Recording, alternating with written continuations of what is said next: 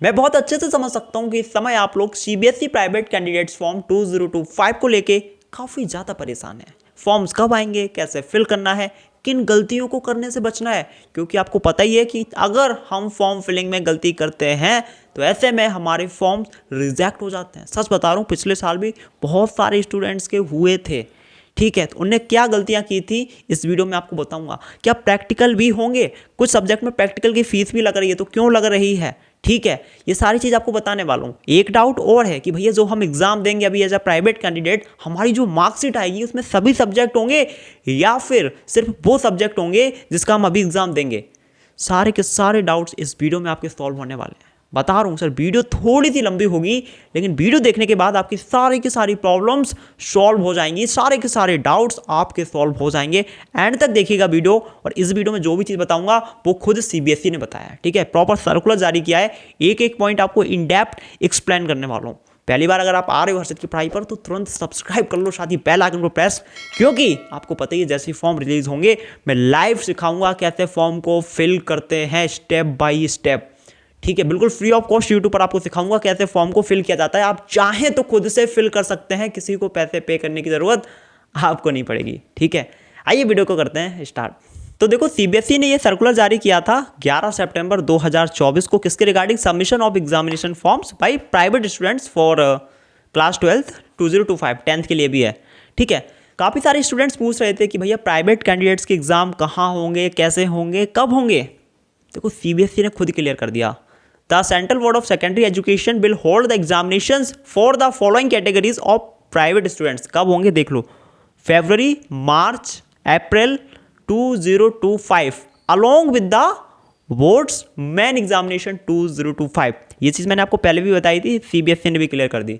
कब होगा, जब मेन बोर्ड एग्जाम होंगे 2025 के, उन स्टूडेंट्स के साथ ही प्राइवेट कैंडिडेट्स के भी एग्जाम होंगे। तो पहली चीज़ क्लियर होगी, फरवरी, मार्च, अप्रैल के बीच में एग्जामिनेशन होंगे, बोर्ड एग्जाम 2025, उनके साथ में ही प्राइवेट कैंडिडेट्स के भी एग्जाम होंगे। कोई अलग से पेपर नहीं बनेगा, कुछ अलग से डेट्स नहीं आएंगी प्राइवेट कैंडिडेट्स के लिए, उन्हीं स्टूडेंट्स के साथ आपको एग्जाम देना है। क्लियर हो गया। दूसरा, कौन कौन स्टूडेंट्स एलिजिबल हैं। एक स्टूडेंट का मेरे पास मैसेज आया, भैया मैंने 2 साल पहले क्लास 12 पास करी थी, क्या मैं इंप्रूवमेंट एग्जाम दे सकता हूँ अभी। ऐसे बहुत सारे मैसेज आए मेरे पास। ध्यान से देखना कौन कौन स्टूडेंट्स एलिजिबल हैं। इन शॉर्ट बता रहा हूँ, देखो सीबीएसई ने खुद बताया, जिन्होंने बोर्ड एग्जाम 2024 दिया उसमें एसेंशियल रिपीट आई है, वो स्टूडेंट्स यहाँ पर एलिजिबल हैं। वो स्टूडेंट्स जिन्होंने बोर्ड एग्जाम दिया अभी मार्च, अप्रैल, ठीक है, 2024 में, उसमें उनकी कंपार्टमेंट आई। उसके बाद जुलाई में उन्होंने कंपार्टमेंट एग्जाम दिया लेकिन पास नहीं हो पाए, अभी भी कंपार्टमेंट है, तो वो स्टूडेंट्स भी यहाँ पर एलिजिबल हैं जिनका सेकेंड चांस है कंपार्टमेंट का। ठीक है, और वो स्टूडेंट्स जो फेल हुए हैं, एसेंशियल रिपीट आया है कौन सी ईयर में, 2019, 2020, 2021, 2022 एंड 2023, वो स्टूडेंट्स भी एलिजिबल हैं यहाँ पर। या फिर वो स्टूडेंट्स जिन्होंने बोर्ड एग्जाम 2024 दिया था उसमें वो पास हैं, ठीक है, लेकिन उनको अपना परफॉर्मेंस इंप्रूव करना है, मार्क्स को इंप्रूव करना है, तो वो स्टूडेंट्स भी एलिजिबल हैं। लेकिन जिन्होंने बोर्ड एग्जाम 2024 दिया था वही एलिजिबल होंगे फॉर प्राइवेट कैंडिडेट 2025। ठीक है, इंप्रूवमेंट वाली कैटेगरी की बात कर रहा हूँ। आप सोचें कि मैं 2 साल पहले मैंने बोर्ड एग्जाम दिया था, क्या अभी मैं इंप्रूवमेंट एग्जाम दे सकता हूँ? नहीं दे सकते हो। ठीक है, इस चीज़ का ध्यान रखना। एंड ऑल्सो जो स्टूडेंट्स 2023 या फिर 2024 में पास हैं, ठीक है, बट उनको एक एडिशनल सब्जेक्ट ऐड करना है, चेंज करना है, ठीक है, तो वो एडिशनल सब्जेक्ट के लिए भी अप्लाई कर सकते हैं। ठीक है, आगे भी कुछ यहाँ पे कंडीशंस है, वो थोड़ा ध्यान से देख लेना। और यहाँ पर ये लिंक वगैरह दी गई है, फॉर्म फिल कैसे होते हैं। यहाँ पर देखो, सीबीएसई ने कुछ चीज़ें बहुत स्ट्रिक्टली बोली हैं, दिमाग में रखना। पहली चीज़, फॉर्म आपके ऑनलाइन ही फिल होंगे, फीस भी ऑनलाइन ही पे होगी, कोई भी ऑफलाइन एक्टिविटी नहीं रहेगी। इस चीज़ का खास ध्यान रखें। आप साइबर कैफे से फिल कराएंगे, वो भी ऑनलाइन फिल करेगा। आप हमसे फिल कराएंगे, हम भी ऑनलाइन ही फिल करेंगे। आप स्कूल से फिल कराएंगे, वो भी ऑनलाइन करेंगे, खुद से करेंगे ऑनलाइन होगा सारा चीज़। पहली चीज़ ये ध्यान रखना। दूसरी चीज़, जो यहाँ पर डेट दी गई है फॉर्म की, ठीक है, लगभग 1 महीने का टाइम है। अगर वो डेट निकल जाती है उसके बाद आप फॉर्म फिल नहीं कर पाओगे किसी भी कीमत पर, तो बिल्कुल सही टाइम पर फॉर्म को फिल कर लेना है, लेट नहीं करना है। ठीक है, एंड एक चीज़ ध्यान रखना सर, ठीक है, यहाँ पर और मैं बता देता हूँ, यहाँ पर सीबीएसई ने यहाँ पर बिल्कुल क्लियर कर दिया कि अगर आप फॉर्म फिलिंग में कोई मिस्टेक करते हैं तो ऐसे में आपका फॉर्म सीबीएसई द्वारा रिजेक्ट किया जा सकता है।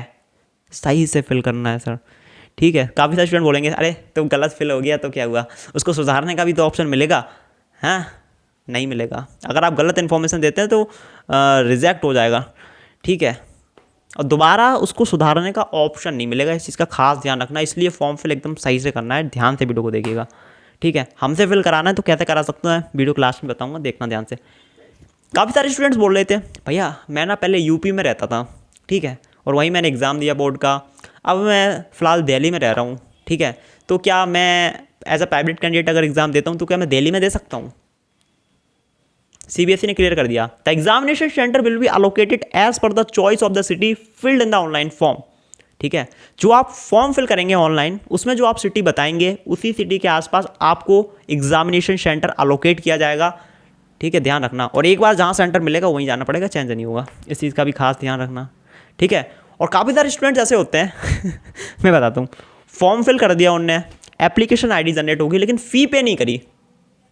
होते हैं ऐसे काफ़ी सारे, कहते हैं मैंने फॉर्म तो फिल कर दिया, फीस पे नहीं करी, मेरा तो चल जाएगा काम। सीबीएसई ने क्लियर बोल दिया कि it has been observed that some candidates complete the online entry complete कर देते हैं बट फी पे नहीं करते, छोड़ देते हैं। तो ऐसे लोगों का क्या होगा, एप्लीकेशन जो उनका है रिजेक्ट कर दिया जाएगा डायरेक्टली, ठीक है। तो फ़ी पे भी कर देना है, कन्फर्मेशन पेज जब तक ना मिले तब तक समझना फॉर्म फिल नहीं हुआ एक तरीके से, ठीक है। चीज़ और सीबीएसई ने साफ साफ बोल दी कि अगर आप साइबर कैफ़े वगैरह से फॉर्म फिल कराते हैं और साइबर कैफ़े वाले ने कुछ गलती कर दी फॉर्म फिल करते टाइम, ठीक है, तो सीबीएसई की रिस्पॉन्सिबिलिटी नहीं रहेगी कि हाँ आपको दोबारा से फिल करने का ऑप्शन मिले।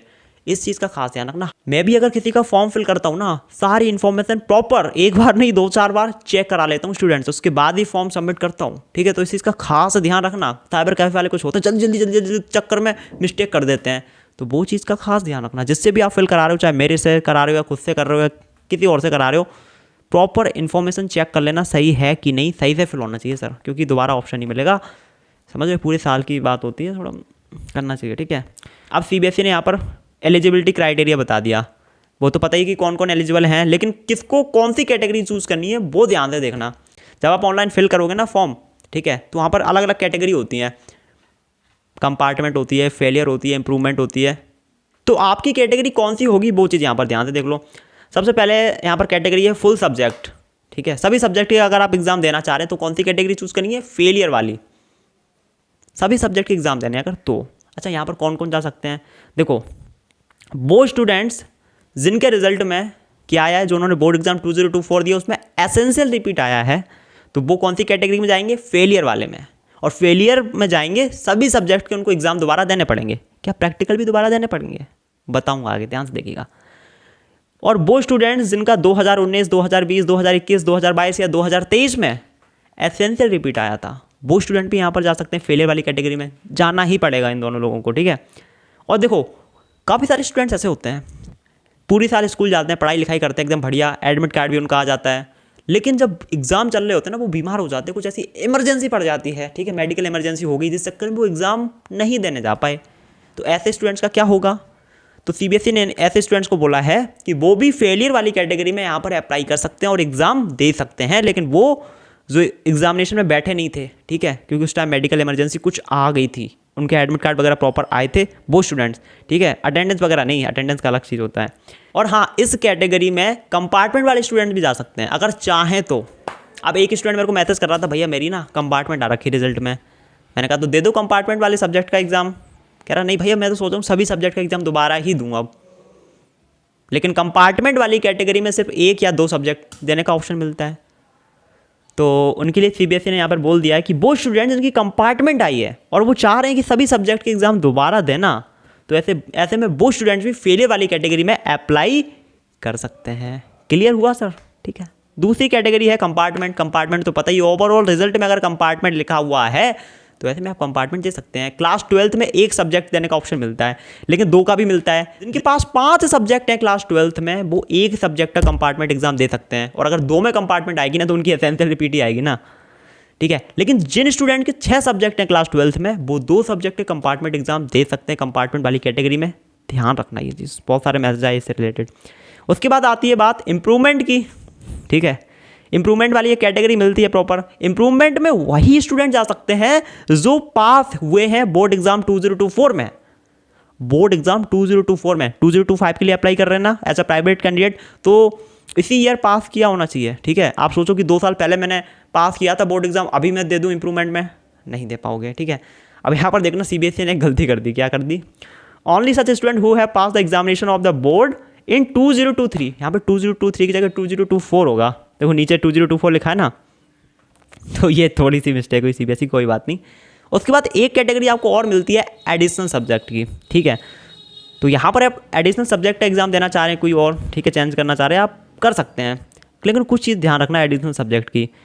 एडिशनल सब्जेक्ट में आप वही सब्जेक्ट चूज कर सकते हो जिसका प्रैक्टिकल अलग से नहीं होता है, ध्यान रखना, प्रैक्टिकल वाले सब्जेक्ट आप यहाँ पे चूज नहीं कर सकते हो। और एक चीज़ ध्यान रखना, यहाँ पर देख सकते हो with in 2 year of passing the examination, मतलब आपने 2 साल के अंदर अंदर अगर बोर्ड एग्जाम पास किया हुआ है तो अभी आप दे सकते हो एडिशनल सब्जेक्ट का एग्जाम, अदरवाइज नहीं दे पाओगे। ठीक है, जैसे 2025 में देने वाले हैं ना, तो 2023 और 2024 में जो स्टूडेंट पास हुए हैं वो चाहे तो एडिशनल सब्जेक्ट में जा सकते हैं। यहाँ क्लियर मेंशन है, however students can not apply for a subject involving practical work, समझ रहे हो, तो इस चीज़ का खास ध्यान रखना। और यहाँ पर कुछ 2 नोट है, मैं शॉर्ट में बता देता हूँ। अगर आप इंप्रूवमेंट के लिए अप्लाई कर रहे हैं तो एडिशनल सब्जेक्ट के लिए नहीं कर सकते हैं, और अगर एडिशनल सब्जेक्ट के लिए अप्लाई कर रहे हैं तो इंप्रूवमेंट के लिए अप्लाई नहीं कर सकते। शायद मैंने प्रोनाउंसिएशन रॉन्ग कर दिया जल्दी में, बट आपका टाइम वेस्ट नहीं करना चाह रहा, सारा आपको मेरे को बताना है, एक एक चीज़ जो भी इसमें लिखा हुआ है। ठीक है, उसके बाद थोड़ा सा नीचे आ जाते हैं। अब यहाँ थोड़ा जनरल इन्फॉर्मेशन है, जैसे ऑनलाइन फॉर्म फिल होगा। ठीक है, एक स्टूडेंट का एक ही एप्लीकेशन फॉर्म सबमिट होगा। ठीक है, हमें पता है। दूसरा बात आता है सिलेबस का। सिलेबस बता देता हूँ, लेटेस्ट जो सिलेबस है फॉर बोर्ड एग्जाम 2025 वही सिलेबस आएगा आपके एग्जाम में। ठीक है, और सब्जेक्ट वगैरह चूज आप जो करेंगे वो हो जाएगा। एक न्यू रोल नंबर आपको अलोकेट किया जाएगा। ठीक है, एग्जामिनेशन सेंटर आपको मिल जाएगा जहाँ आप सिटी सेलेक्ट करोगे। ठीक है, और जो आप अपने घर का एड्रेस दोगे वहाँ पर आपकी मार्कशीट आ जाएगी। ठीक है, नहीं आती अगर आपके घर पे तो आप सेंटर से उठा सकते हो जहाँ पे आपका एग्जाम होगा।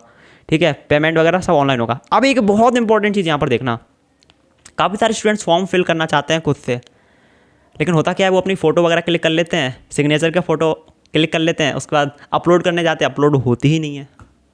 क्यों नहीं होती? क्योंकि CBSE ने क्लियर बोल रखा है, applicant needs to upload the scanned JPG files of their photo and signature not exceeding 40 KB in size.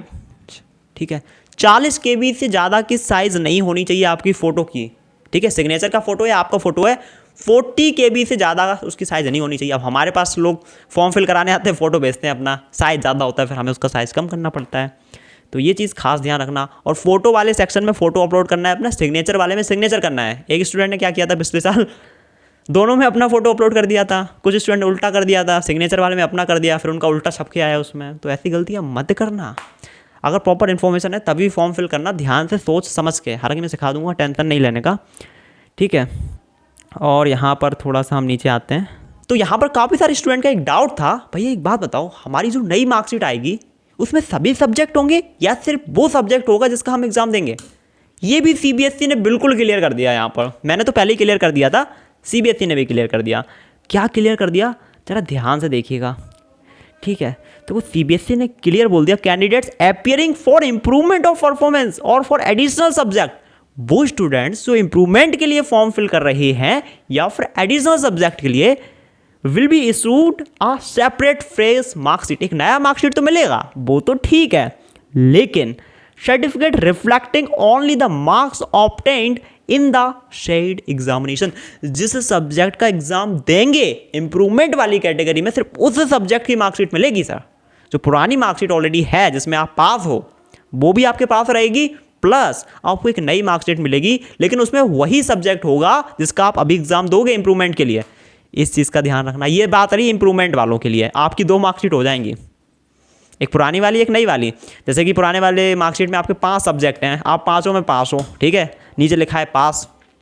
अब आपने कहा नहीं, मेरे को मैथ का दोबारा से एग्जाम देना है एज अ प्राइवेट कैंडिडेट, मेरे को मार्क्स बढ़ाने हैं मैथ में, तो आपने मैथ के लिए अप्लाई कर दिया इंप्रूवमेंट के लिए। ठीक है, आपने फॉर्म फिल कर दिया इंप्रूवमेंट के लिए, ठीक है, मैथ के लिए, फिर आप मैथ का एग्जाम दिया है।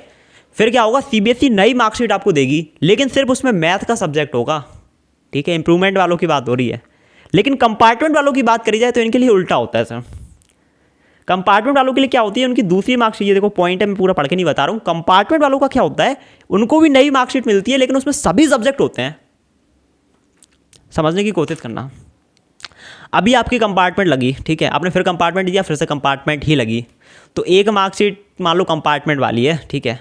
अब क्या होगा, आपने मैथ में जैसे कि कंपार्टमेंट थी, ठीक है, अब आपने as a private candidate form fill कर दिया और आपने मैथ का कंपार्टमेंट दे दिया, तो आपका क्या होगा, सभी सब्जेक्ट का मार्कशीट मिलेगा आपको एक साथ। एक नया मार्कशीट आएगा, उसमें सभी सब्जेक्ट होंगे, जो कंपार्टमेंट वाला सब्जेक्ट होगा वो भी, जो आपके लेटेस्ट मार्क्स होंगे वो लिखा होगा, और बिल्कुल फ्रेश न्यू मार्कशीट मिलेगी, उसमें सभी सब्जेक्ट होंगे। लेकिन जो इंप्रूवमेंट वाले स्टूडेंट्स हैं या जो एडिशनल सब्जेक्ट दे रहे हैं, उनके में सिर्फ वो सब्जेक्ट होगा जिसका वो एग्जाम देंगे। क्लियर? कंपार्टमेंट वालों की मार्कशीट में सभी सब्जेक्ट होंगे, ठीक है, और नई मार्कशीट मिलेगी एकदम, उसमें लिखा होगा पास, अगर आप पास कर लोगे तो पास, और सभी सब्जेक्ट होंगे, ध्यान रखना, ठीक है। तो जो इंप्रूवमेंट के लिए देते हैं ना एक दो सब्जेक्ट के, उनकी 2 मार्कशीट हो जाती हैं, ठीक है, तो दोनों एक साथ सबमिट करनी पड़ती हैं जहाँ कहीं भी आप कर रहे हो कॉलेज वगैरह में, ठीक है जी। उसके बाद यहाँ पर देखो थोड़ा सा हम नीचे आ जाते हैं, एडमिट कार्ड वगैरह का बताया गया है कि एडमिट कार्ड आप ऑनलाइन डाउनलोड कर सकते हो यहाँ पर, ठीक है, वो भी अगर आप हमसे फिल कराओगे फॉर्म तो हम सारा डाउनलोड करके देते हैं, ठीक है। उसको थोड़ा सा नीचे आ जाते हैं, यहाँ पर वही थोड़ा सारी इन्फॉर्मेशन दी गई है, एडिशनल सब्जेक्ट वगैरह। आप देखो एक चीज़ और है, एडिशनल सब्जेक्ट का अगर आपने कोई चूज़ किया, उसका आप एग्ज़ाम दे रहे हो, तो उसके प्रैक्टिकल तो होंगे नहीं, 80 मार्क्स का एग्ज़ाम होगा, तो वो 80 मार्क्स को 100 मार्क्स में कन्वर्ट करके उस हिसाब से आपका रिजल्ट दे दिया जाएगा, ध्यान रखना। यहाँ पे फ़ोटो वगैरह से रिलेटेड कुछ इन्फॉर्मेशन है, ठीक है, देख लेना क्या लिखा है। देखो सिंपल सी बात है, फ़ोटो हाई क्वालिटी की होनी चाहिए, कलरफुल होनी चाहिए, ठीक है, और आप फेस वगैरह एकदम क्लियर होना चाहिए, है ना, 40 KB से ज़्यादा साइज़ नहीं होना चाहिए, ठीक है, बैकग्राउंड वगैरह ठीक हो, आँखें खुली हों, ठीक है, ये सारी चीज़ें हैं, और बस यही कुछ होता है। फ़ोटो वगैरह बट सही से करना, काफ़ी मैंने देखा है बहुत दूर से क्लिक करके अपलोड कर देते हैं, वैसा नहीं करना, थोड़ा पास से अच्छे से करना है, ठीक है। किसी से फिल कराओगे तो वो बता ही देगा सारी चीज़ कैसा सही है कि नहीं। अब बात करते हैं मेन फ़ीस की। सर फीस कितनी होती है?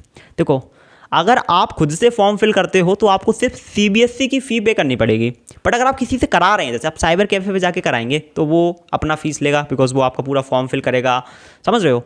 हमसे कराओगे हमारा भी टाइम जाएगा, एनर्जी जाएगा, फ़ोटो कंप्रेस करना, अपलोड करना, सारा इन्फॉर्मेशन सही से, ठीक है, तो हम भी उसके लिए अलग से चार्ज करते हैं। तो भाई CBSE की फ़ी अलग होती है, अगर आप किसी और से करा रहे हैं तो वो अपना फ़ी अलग से लेगा, ठीक है। खुद से फिल करेंगे आप तो सिर्फ CBSE का फ़ी जाएगा। तो फीस यहाँ पर CBSE की कितना है वो मैं बता देता हूँ। देखो इंडिया में भी एग्जाम होता है CBSE का, नेपाल में भी होता है, अदर कंट्रीज़ में भी होता है, मैं इंडिया की बात करूँ सब। देखो एग्जामिनेशन फ़ी कितना लिखा है, ₹1500 फॉर 5 सब्जेक्ट यानी कि बात वही हो गया कि 300 रुपीज़ पर सब्जेक्ट आपका फ़ी रहता है। लेकिन बता दूँ ये जो फ़ी होता है ये किसका होता है सर? थ्योरी एग्ज़ाम का होता है, ठीक है, ध्यान रखना, थ्योरी एग्जाम का होता है। अब कुछ सब्जेक्ट हमारे ऐसे होते हैं जिसमें हमारे प्रैक्टिकल्स होते ही होते हैं अलग से, जैसे फिजिक्स हो गया, हमारा केमिस्ट्री हो गया, अलग से प्रैक्टिकल होते हैं, आपको पता ही होगा। उसके नीचे देखो यहाँ पे प्रैक्टिकल फ़ी लिखी है ₹150 for each practical project work subject. जैसे फिजिक्स हो गया आपका, तो क्या होगा, उसमें फिजिक्स का एग्जाम दे रहे हो आप तो ₹300 उसकी फ़ी होगी थ्योरी एग्जाम की, और ₹150 प्रैक्टिकल फ़ी भी लगेगी उसमें। मैथ में नहीं लगेगी क्योंकि मैथ का प्रैक्टिकल वैसा होता नहीं है, ठीक है, समझ रहे हो। तो ये चीज़ होती है, ठीक है। और प्रैक्टिकल क्या दोबारा होंगे? हालांकि यहाँ पर मैंने पॉइंट वो मिस कर दिया, CBSE ने यहाँ पर क्लियर मेंशन किया था, ठीक है, मैं दिखा देता हूँ।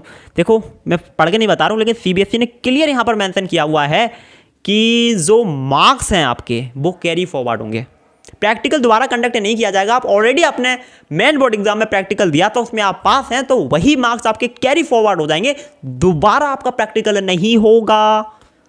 काफ़ी सारे स्टूडेंट बोलते हैं भैया फिर पैसे किस बात के ले रहे हैं, ये प्रैक्टिकल के ₹150 हैं, प्रैक्टिकल तो दोबारा होगा नहीं, मार्क्स तो कैरी फॉरवर्ड होंगे, तो पैसे किस बात के हम दें? नहीं आप बताओ, आप प्रैक्टिकल देना चाह रहे हो क्या? देने का मन है? देखो भाई मार्क्स कैरी फॉरवर्ड होते हैं, वो बात सही है, लेकिन प्रैक्टिकल फ़ी लेते हैं CBSE वाले ₹150। अब कैरी फॉरवर्ड का मानो, जिसका भी आप मानो, वो लगता है सर, ठीक है।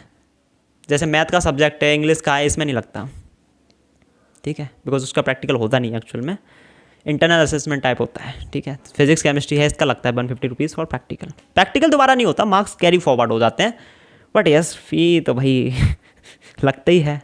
अब देखो फॉर्म फिलिंग कब से स्टार्ट होगी, ये चीज़ ज़रा बहुत ध्यान से देख लेना। काफ़ी सारे स्टूडेंट्स अभी मैसेज कर रहे हैं फॉर्म फिलिंग कब से स्टार्ट होगी। देखो क्लियर यहाँ पर मेंशन है 18 सितंबर 2024 से 16 अक्टूबर 2024 तक आपकी फॉर्म फिलिंग चलेगी।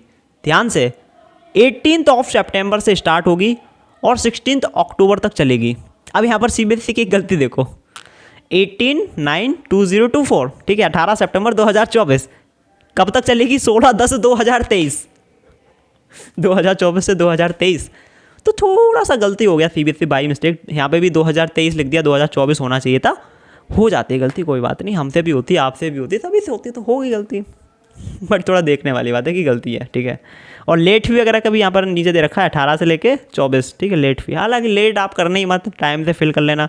तो ध्यान रखो 18 सितंबर से फॉर्म फिल स्टार्ट होगा और 18 सितंबर को आपको तुरंत सुबह सुबह वीडियो मिल जाएगा कैसे फॉर्म को फिल करना है लाइव। हमसे फिल कराना है तो नीचे मैं अपना नंबर यहाँ पर अटैच कर दे रहा हूँ, आप व्हाट्सएप पर मेरे को मैसेज कर सकते हैं। व्हाट 200 रुपीज़ फी रहेगी फॉर, ठीक है, फॉर्म्स फिलिंग, ठीक है। आप चाहें तो कर सकते हैं, अदरवाइज मैं वीडियो में सिखा दूंगा, आप खुद से फिल कर सकते हैं, क्योंकि मेरे पास और भी थोड़े काम रहते हैं। तो ऐसा नहीं है कि आप हमसे ही फॉर्म फिल कराओ या किसी और से कराना है वो आप करा सकते हो, कोई इशू नहीं है, ठीक है। तो ये थी सारी इन्फॉर्मेशन, आई होप आपको समझ में आई होगी, आपके सारे डाउट सॉल्व हुए होंगे। अभी भी कुछ डाउट है, कुछ पूछना है आपको, तो आप नीचे कॉमेंट कर सकते हैं, ठीक है। और इस वीडियो में इतना ही, आई होप पसंद आई होगी। पसंद आई हो तो लाइक कर दें, चैनल को subscribe and bell icon press. मैं मिलता हूँ अगली वीडियो में, till then take care, bye bye.